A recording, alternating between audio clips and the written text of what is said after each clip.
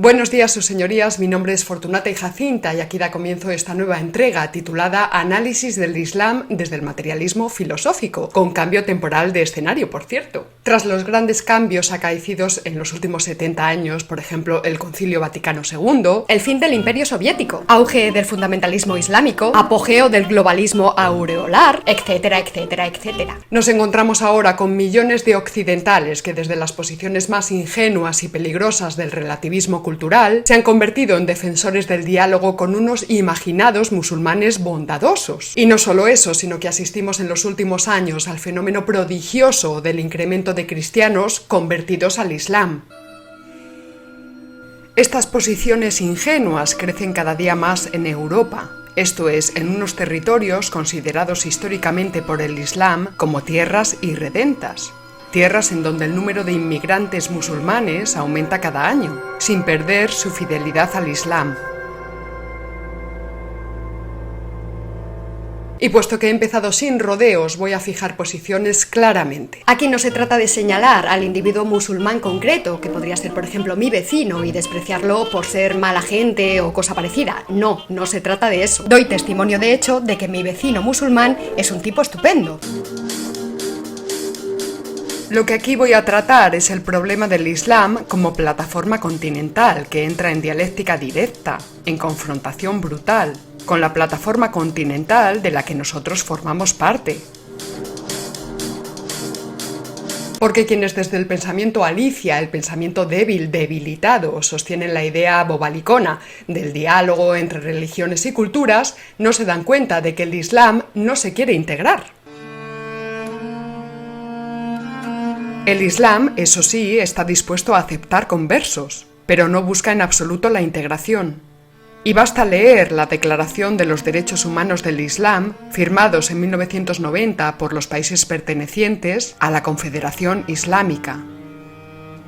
Ese ha sido el gran error de Francia, que pensó que la grandeza de la Ilustración, junto a sus ideales de libertad, igualdad y fraternidad, iban a convencer a la población musulmana asimilada de sus territorios en África. Y sigue siendo el error de muchos el considerar la religión como una magnitud despreciable en la dialéctica de clases, de estados y de imperios de nuestro presente en marcha.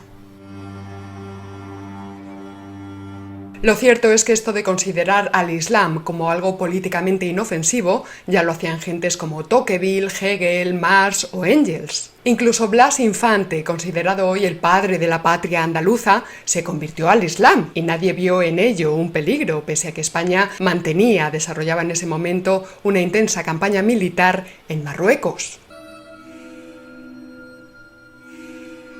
No es islamofobia recordar la deriva en las últimas décadas de los regímenes islámicos laicos hacia la ortodoxia fundamentalista.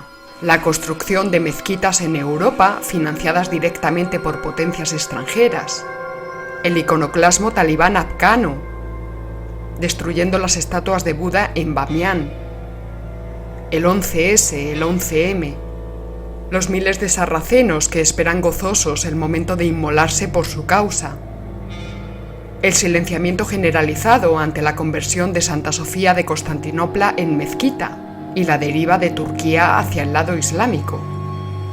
La reivindicación del partido Podemos, del mito de la convivencia y la tolerancia en la Córdoba musulmana. Los planes piloto para incluir las clases de religión islámica en territorio español, etc. Habrá que recordar que ya en 1928 el egipcio Hassan al-Banna fundó los Hermanos Musulmanes, una organización cuyo objetivo era relanzar la yihad para restaurar el califato y formar nuevos estados sobre fuentes de riqueza tan estimables como el petróleo. Estas sociedades, si bien formalmente son sociedades políticas modernas, están anegadas de moral y de derecho islamizados, de principios medievales en definitiva, y constituyen a día de hoy una amenaza formal para quienes somos considerados infieles y politeístas. Veamos, por ejemplo, lo que dice el artículo 1 de la Declaración de los Derechos Humanos en el Islam. La humanidad entera forma una sola familia unida por su adoración a Alá y su descendencia común de Adán. Es decir, algo así como que solo forman parte de la humanidad los creyentes en Alá, los demás no sabríamos en qué categoría caeríamos. Todos los seres humanos son iguales en el principio de la dignidad humana, así como en el de las obligaciones para con Alá. Solo la verdadera religión garantiza el desarrollo de esa dignidad por medio de la integridad humana. Y en el artículo 10 aclara cuál es esa religión verdadera. El Islam es la religión indiscutible. Más que una declaración de derechos, es una declaración de obligaciones y está completamente atravesada por la ley divina, la ley islámica. Todos los derechos y los deberes estipulados en esta declaración están sujetos a los preceptos de la Sharía islámica. Como es natural, no puedo detenerme en este capítulo a analizar con precisión la Declaración de los Derechos Humanos del Islam, pero los invito a consultar una conferencia de Joaquín Robles en el que realiza un comentario crítico sobre todos y cada uno de los artículos de esta declaración. Abajo os dejo el enlace. Desde la posición que manejo en este canal, es decir, desde mi toma de partido por la defensa de España y de la hispanidad, lo primero que habría que decir es que España nació contra el Islam. O para hablar con mayor rigor, España nació contra los reinos musulmanes, como recubrimiento de los mismos desde los núcleos de resistencia que habían permanecido en el norte de la península.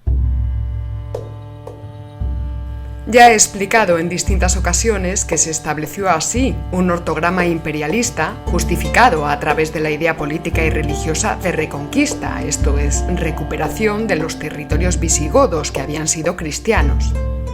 Ortograma que contuvo también la avanzada de los musulmanes hacia el interior del continente europeo, que entonces no se llamaba Europa, sino la cristiandad, para diferenciarse precisamente de los territorios del Islam.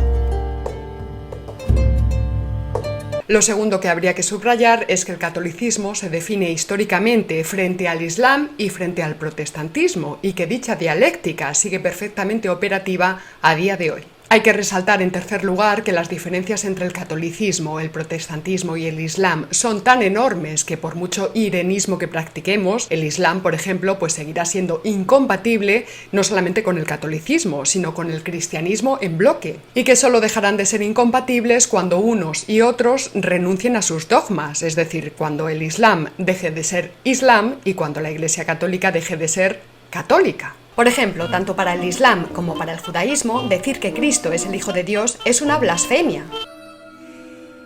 Por otro lado, la sacrosanta libertad de prensa, que con tanto ahínco se predica en Occidente, entra en grave conflicto con los valores ortodoxos mahometanos iconoclastas, que interpretan como una blasfemia las caricaturas de Mahoma publicadas en distintos medios occidentales. Y ahí tenemos el caso de los dibujos publicados por el periódico danés Jyllands-Posten el 30 de septiembre de 2005, hecho que fue aprovechado por ciertos grupos de poder islámico para orquestar violentas acciones contra bases militares y embajadas europeas en Siria, Afganistán, Líbano y Somalia. Todo el mundo tiene en la cabeza asimismo el acto terrorista perpetrado en 2015 en París contra la revista Charlie Hebdo, donde 12 personas fueron asesinadas y que dio inicio a una ola de atentados yihadistas en Francia. Desde el mito romántico del diálogo amistoso entre las tres religiones se apela al respeto a los valores de las otras culturas y de las otras civilizaciones, como si ahora mismo estuvieran conviviendo millones de civilizaciones. Desde ese mismo mito romántico se condena moral y políticamente toda acción que pueda dañar la convivencia armónica, prevista en el proyecto de la Alianza de las Civilizaciones. Of this moment in which all of us were gathered with one desire, one commitment, to make peace in our earth and to bring an end to religion blessing war.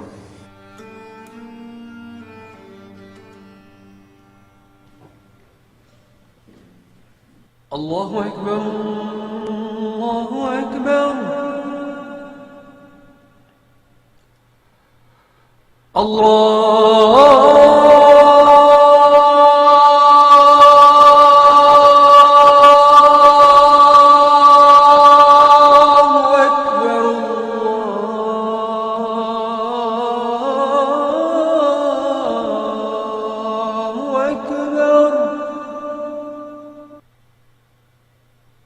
أشهد أن لا إله إلا الله. Este llamamiento a la tolerancia religiosa experimentó una difusión decisiva durante todo el siglo XVIII. Baste recordar que en 1779, el ilustrado alemán Ephraim Lessing publicó su celebradísima obra teatral Natán el Sabio. Obra que aún hoy día sigue gozando de extraordinaria popularidad y de la que puede extraerse la idea de que las diferencias entre judaísmo, cristianismo e islamismo son meramente accidentales, folclore o puros prejuicios, y que basta con superar dichos prejuicios para lograr la amistad y la armonía entre las distintas comunidades religiosas del mundo.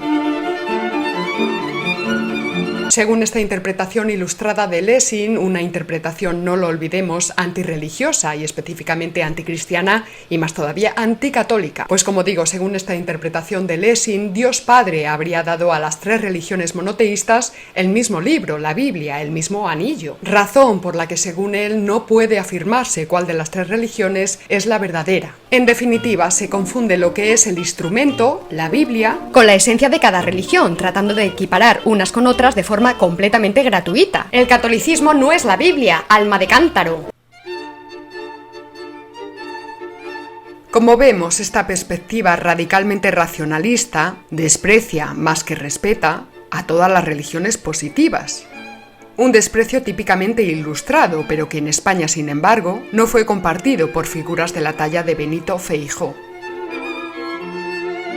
Como ya adelantaba en el capítulo anterior, este Dios que se invoca hoy día en nombre del relativismo moral y cultural, este Dios que sería el mismo para las tres religiones, es el Dios del deísmo, el Dios de la ilustración. Y todo esto nace de la idea de que existe una religión natural que está escrita en el corazón de todos los hombres. Es la negación de la religión, en definitiva, pero bueno, como este es un tema de una complejidad extraordinaria, lo dejaré para otra entrega. Y hoy fijaré el análisis en el Islam, y lo haré como siempre partiendo de las coordenadas del materialismo filosófico de Gustavo Bueno. Insistiré cuantas veces sea necesario en que tanto el Imperio Islámico como el Imperio Católico Español nacieron bajo el imperativo de recubrir todos los rincones de la tierra. Y lo hicieron no a causa de una codicia material y grosera, como van soltando por ahí algunos avispados, sino porque ambas religiones, la musulmana y la católica, tienen vocación universal. Ambas tienen la obligación de extenderse y de recubrir a todos los pueblos de la tierra. Una vocación semejante, por cierto, a la de la Unión Soviética, que surgió con la obligación de incorporar a todo el mundo. Por tanto, cuando hablamos del Islam, hablamos de un problema de la historia universal, es decir, hablamos de un imperio.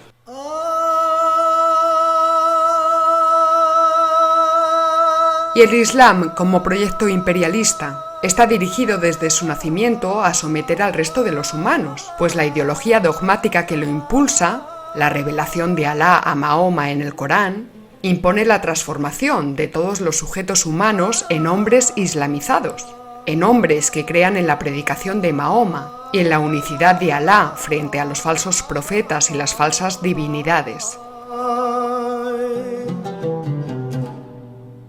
El Islam, por tanto, es excluyente, al igual que el cristianismo. Islam y cristianismo son como dos conciencias enfrentadas. Son como Alejandro y Darío. Así como en el cielo no caben dos soles, tampoco en Asia caben Alejandro y Darío. Son como dos placas tectónicas que colisionan. Son, vamos a llamarlo así, plataformas continentales. Ahora bien, el imperativo proselitista de Mateo 28:19, id pues y haced discípulos a todas las naciones, bautizándolos en el nombre del Padre, del Hijo y del Espíritu Santo, se opone diametralmente al siguiente proverbio árabe: yo contra mi hermano, yo y mi hermano contra mi primo, yo, mi hermano y mi primo contra todos los árabes, yo, mi hermano, mi primo y todos los árabes contra todo el mundo. Por tanto, en cuanto a plataformas continentales, entre musulmanes y cristianos no cabe diálogo, ni consenso, ni conciliaciones.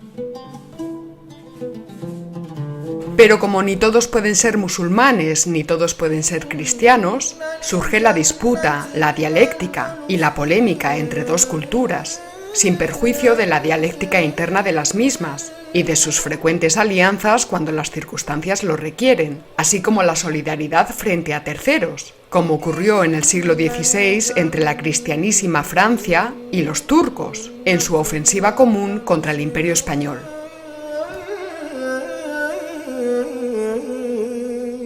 Ahora bien, por muy equivocadas que desde un punto de vista racional y materialista puedan estar estas religiones universalistas, no puede decirse que quieran convertir al resto de los humanos por pura maldad. Podría sostenerse incluso que ambas lo hacen por generosidad, al pretender salvar las almas de los hombres que consideran equivocados. Desde sus esquemas dogmáticos, ambas posturas creen poseer un mensaje de salvación y de condenación universal. La cita del apóstol Mateo y el proverbio árabe que acabamos de leer ya nos dejan ver que la ideología que impulsa en su proyecto imperialista al Islam es muy distinta de aquella que mueve al cristianismo. El cristianismo promueve la predicación. El Islam, sin embargo, nació como una fe que debía imponerse por la violencia. Y en este sentido nos referimos en primer lugar a la yihad, descrita de esta manera por el ayatolá Jomeini. La Guerra Santa significa la conquista de los territorios no musulmanes. Es deber de todo hombre mayor de edad y útil acudir voluntario a esta guerra de conquista, en la que la meta final no es otra que la de extender la ley coránica de un extremo al otro de la tierra. Pero no solo se promueve el enfrentamiento con los cristianos, sino que la propia equiparación entre religión y Estado conduce al enfrentamiento, a la guerra entre los mismos musulmanes, la fitna. Y fue precisamente la fitna la que impidió una consolidación más profunda en los territorios conquistados por el Islam en Europa. Prueba de ello son los reinos de taifas surgidos en España en el siglo XI, tras la descomposición del Emirato de Córdoba, periodo que muchos arabistas consideran una suerte de renacimiento en el que prosperaron filósofos islámicos como Abenpace, Abentofail o Averroes. De hecho, con el martirio de Husein, nieto de Mahoma, en el año 680, comienza el cisma chiita, que hoy tiene en la República Islámica de Irán su máximo exponente.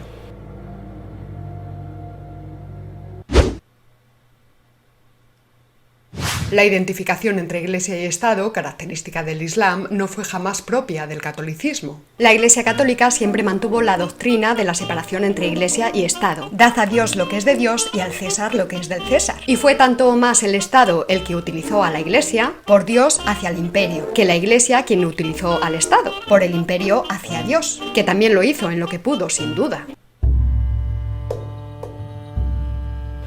En España, la identificación entre Iglesia y Estado fue considerada una herejía que conducía al cesaropapismo, la herejía arriana.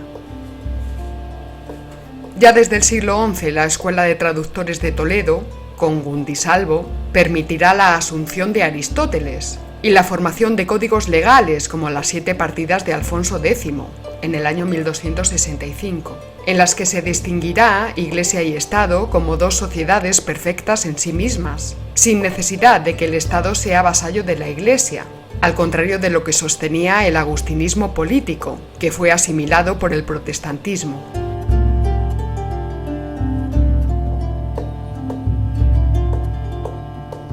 Este cesaropapismo propio del arrianismo sería asimilado por el Islam y rebrotaría más tarde en las iglesias reformadas, anglicanas o calvinistas, en las cuales el príncipe o princesa de cada estado todavía se confunde con el papa o la papisa de sus respectivas iglesias nacionales. Ningún monarca de nación católica pretendió jamás, sin embargo, convertirse en líder religioso, porque para eso ya estaba el Papa. En el Islam, sin embargo, todo está envuelto en Dios, y la ley divina, la ley de Dios, está por encima de las leyes humanas. En la parte segunda del libro del Yihad, Averroes analizaba si los bienes que los politeístas habían conquistado a los islamitas habían sido poseídos de forma legítima, y concluía que solo los que están en la fe de Alá pueden poseer algo. De esta interpretación se infiere que las tierras que un día fueron islámicas, como Al-Ándalus, son susceptibles de recuperación, convirtiendo a la fe de Mahoma a sus ocupantes infieles. Todo ello es consecuencia de la imposibilidad de distinguir entre un gobierno temporal y otro espiritual, pues el modelo del musulmán es la propia vida del profeta Mahoma, que unifica los ámbitos religioso, político y social en uno solo, según indica la ley islámica. Por otro lado, la comunidad islámica de creyentes, la Umma, no tolera el laicismo, no puede tolerarlo. En el Islam todo es religioso, todo. Y no cabe establecer la distinción entre lo que pertenece al César y lo que pertenece a Dios. Por otro lado, ya hemos comentado que en el año 1991, los ministros de Asuntos Exteriores de los estados que formaban parte de la Organización de la Conferencia Islámica adoptaron en el Cairo la Declaración de Derechos Humanos en el Islam, que apartándose de la Declaración de la ONU de 1948, declaración, por cierto, que algunos todavía siguen pregonando como universal, establece la ley de la Sharía como la única fuente de referencia para la protección de los derechos humanos en países islámicos. Artículo 22. A. Todo ser humano tiene derecho a la libertad de expresión, siempre y cuando no contradiga los principios de la Sharía. B. Todo ser humano tiene derecho a prescribir el bien y a imponer lo correcto y prohibir lo censurable, tal y como dispone la Sharía islámica. C. La información es una necesidad vital de la sociedad. Se prohíbe hacer un uso tendencioso de ella o manipularla, o que ésta se oponga a los valores sagrados del Islam o a la dignidad de los profetas. Teniendo en cuenta quienes firmaron esta declaración de los derechos humanos del Islam, la verdad es que no tiene mucho sentido hacer la distinción entre países moderados y países radicales. No dejen de ver esa conferencia que antes les sugerí. Abajo está el enlace, no lo olviden. El siguiente texto forma parte de los principios políticos, filosóficos, sociales y religiosos del Ayatolá Jomeini. El gobierno islámico está sometido a la ley del Islam, que no emana ni del pueblo ni de sus representantes, sino directamente de Dios y de su voluntad divina.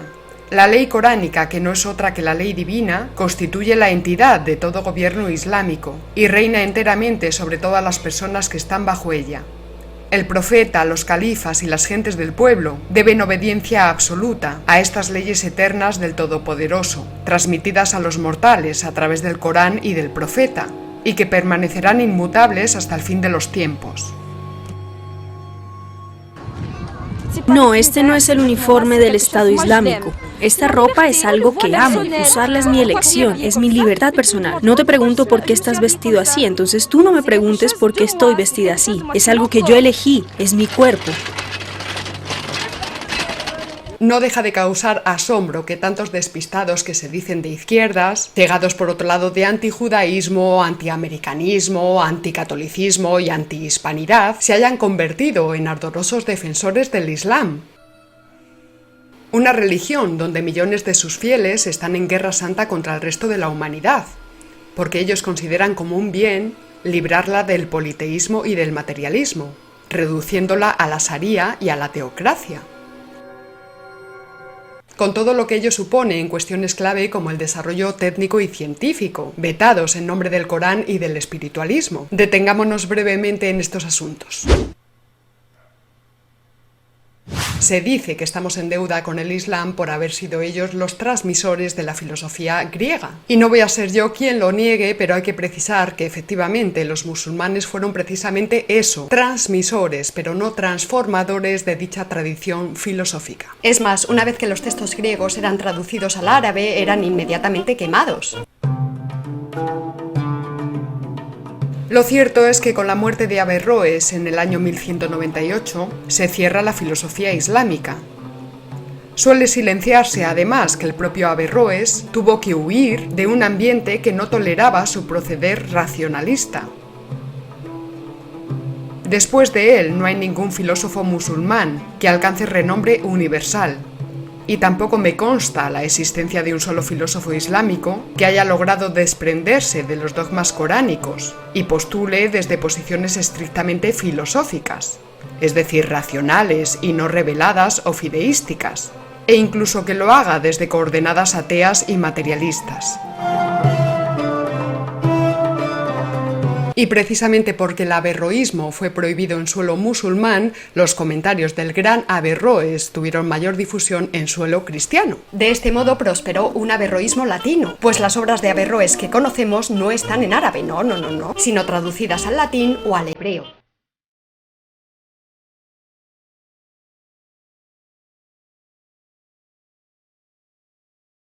El más importante de los filósofos escolásticos, Santo Tomás de Aquino, no fue sin embargo un conservador o un comentador de los saberes grecorromanos, labor por otro lado muy honorable, nadie lo niega.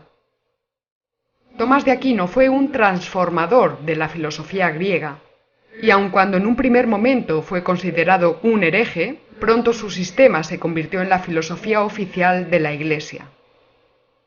En conclusión, fue el cristianismo a través de la filosofía escolástica la que transformó a la filosofía griega. Y en cierta medida dicha transformación fue más revolucionaria de lo que se piensa, dando pie al proceso de inversión teológica que ya estaba en ciernes en la propia dogmática cristiana de la encarnación de Dios en un hombre, Jesús, el Hijo de María.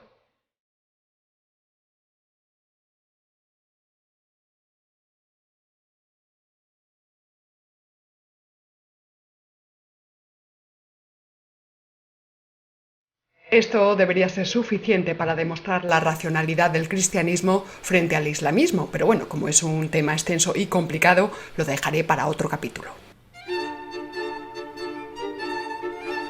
Mutatis mutandis, por cierto, habría que decir lo mismo de las ciencias. Las ciencias modernas en sentido positivo, las ciencias que se desarrollaron a partir de los siglos XVII y XVIII, la física, la química, la termodinámica, la biología, etc., se incubaron en suelo cristiano. Y se incubaron en ese suelo porque el cristianismo, en contra de lo que vulgarmente se piensa y se dice, pues no supuso un bloqueo al avance científico, sino todo lo contrario, entre otras cosas por su tesis del Dios creador. Dios ha creado el mundo, estudiemos pues su creación.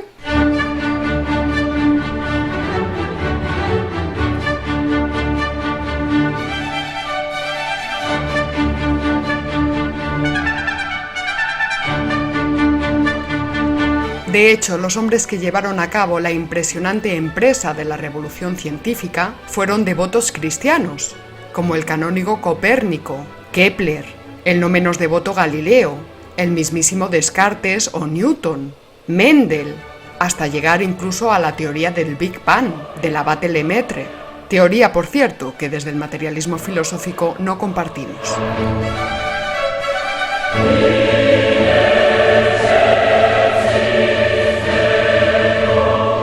En lo que a técnica y tecnología se refiere, también hay que decir que los musulmanes, como buenos transmisores que fueron en casi todo, pues tampoco inventaron el papel, lo trajeron a Europa, pero no lo inventaron. También trajeron la pólvora, pero no la inventaron, y luego ya se dieron cuenta de que la pólvora también mueve montañas. Más cercano a nuestro tiempo, hay que decir que bajo el suelo dominado por la plataforma islámica había petróleo. Un tesoro inesperado que los habitantes de aquellos territorios no sabían valorar ni tampoco manejar, hasta que fueron los cristianos a sacárselo.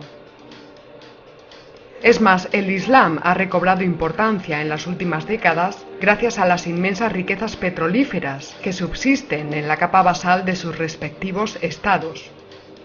Un petróleo que EMIC, es decir, desde sus propias coordenadas, identifican con la sangre de Alá.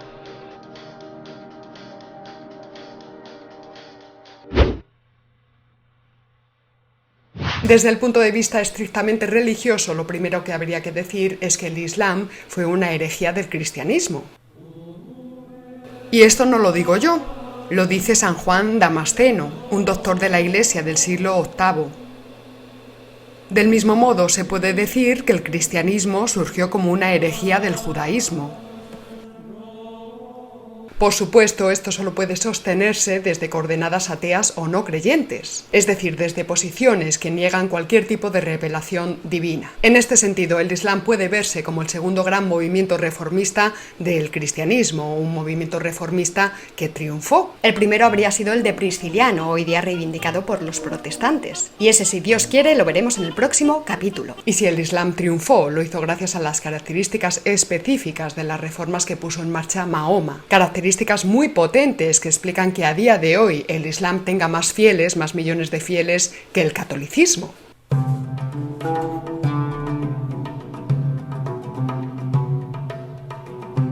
Mahoma no estaba especialmente formado en profundidades teológicas, profundidades que a esas alturas ya habían alcanzado los padres de la Iglesia.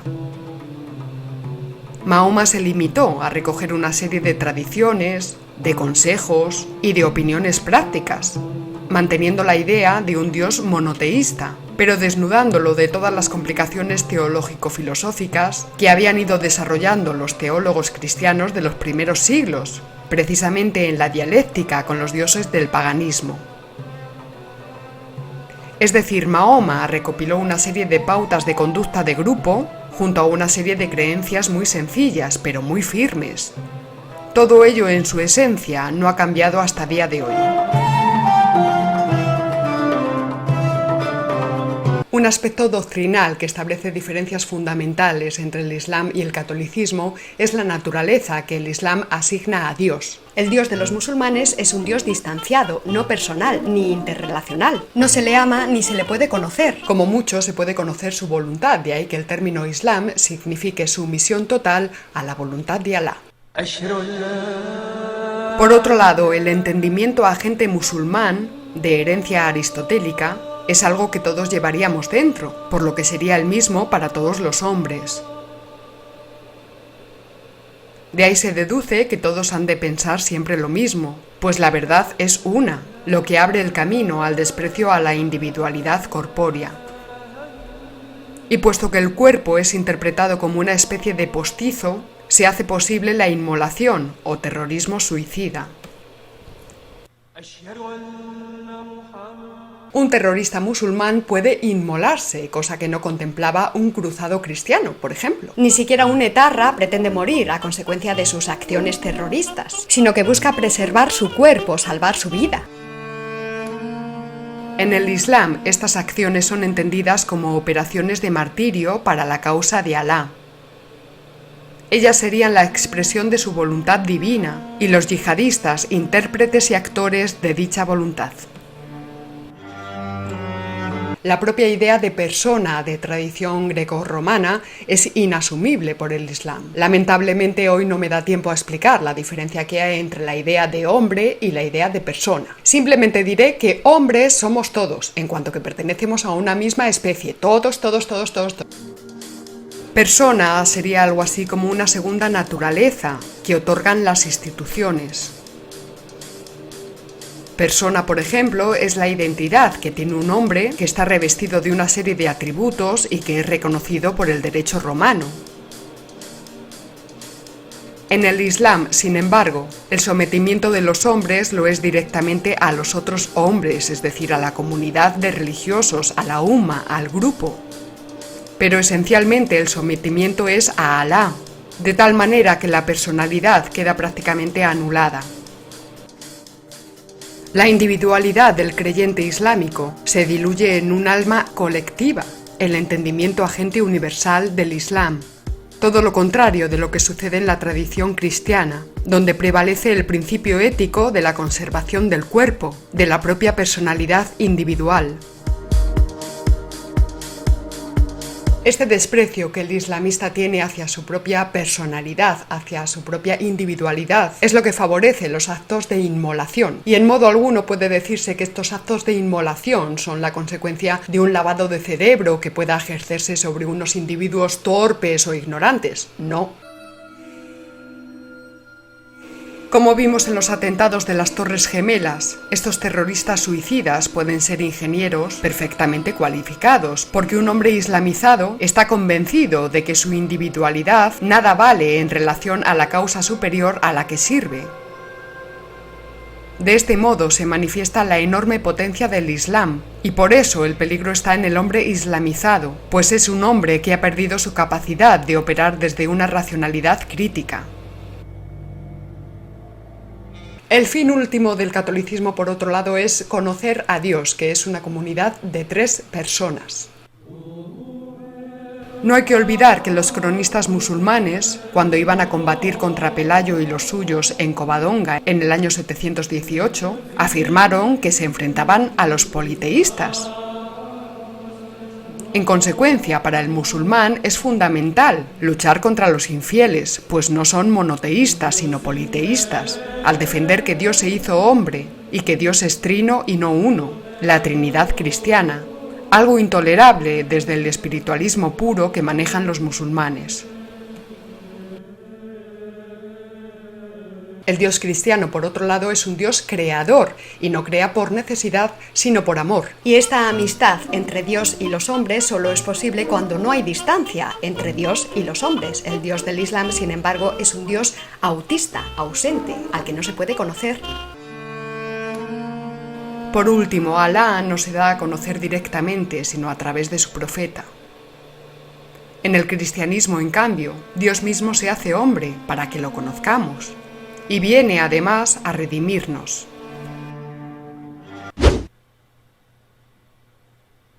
Durante el siglo XIX, el Islam era una realidad geopolítica, vamos a llamarlo así, poco significativa. Por esa época, e impulsada paradójicamente desde posiciones católicas, se trabajó para recuperar de forma nostálgica la tradición de los musulmanes españoles. Y hasta nuestros días, momento en que dicha realidad histórica está completamente desenfocada y idealizada a tope. También desde ópticas confusas e ingenuas, los ideólogos soviéticos calcularon que los pueblos islamizados estaban más cerca del socialismo real, al considerar que de hecho ya practicaban un socialismo primitivo. Por eso, en los años 60 del siglo XX, se empezó a potenciar el socialismo islámico. Gran error por parte de la esfera soviética, al considerar a la religión como una magnitud despreciable, que se podía simplemente resolver por la vía de la educación en el ateísmo científico. Por cierto, que de aquellos coqueteos de la Unión Soviética con los países islámicos surgió el apoyo de los Estados Unidos a ciertos grupos integristas durante la Guerra Fría. Y este es un tema apasionante que habrá que abordar con calma en otra ocasión. Concluiré este capítulo diciendo que el Islam es una realidad en crecimiento. Goza además, y como estamos viendo, de una gran capacidad de expansión y de convencimiento, y de una firme voluntad de coranización de aquellas sociedades que todavía no están islamizadas. Naciones Unidas advierte a Francia que prohibir el niqab o velo integral islámico atenta contra la libertad religiosa. Su Comité de Derechos Humanos ha analizado las quejas presentadas en 2016 por 2 mujeres francesas multadas por llevarlo, sanción derivada de una ley de 2010 que prohíbe portar una prenda en espacios públicos que oculte la cara bajo pena de multa de hasta 150 euros. Polémica en el Reino Unido por la decisión de la cadena de televisión Channel 4 de transmitir cada día el llamamiento a la oración islámica durante el mes de Ramadán. Incluso en mi país, Bangladesh, la mayoría de las cadenas no retransmiten la llamada a la oración, así que creo que es una idea muy buena, apreciada por los musulmanes y que les da confianza.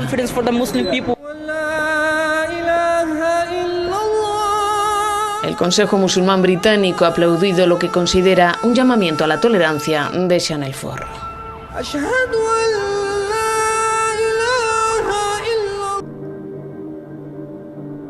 Queda claro, desde luego, que estas sociedades islámicas conservan un realismo político que las refuerza enormemente frente a las sociedades occidentales, penosamente debilitadas, entre otras cosas, por la ideología del armonicismo universal. Lo suyo es prudencia política. Hacen lo que tienen que hacer para perseverar en el tiempo. Lo nuestro raya ya la estupidez.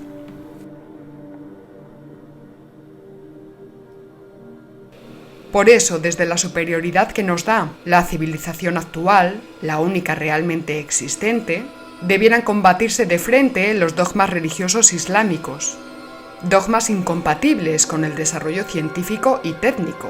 Siempre que no sea, por supuesto, aprovechar el que otras plataformas generan.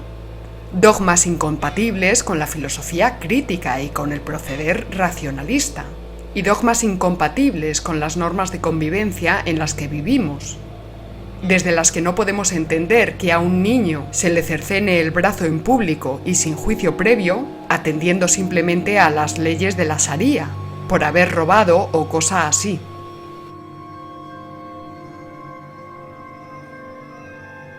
Pero si no tenemos fuerzas para tanto y tampoco queremos ser coranizados, ni sometidos a la Sharia, deberemos empezar por someter a crítica a los preceptos que mueven a los hombres islamizados. y no respetar en nombre de lo políticamente correcto, no respetar, es decir, no tener miedo a las creencias que quieren imponernos. Y ya, hasta aquí. Agradezco como siempre su apoyo a todos nuestros mecenas, no olvidéis darle a la campanita. Nos vemos en el próximo capítulo y recuerda, si no conoces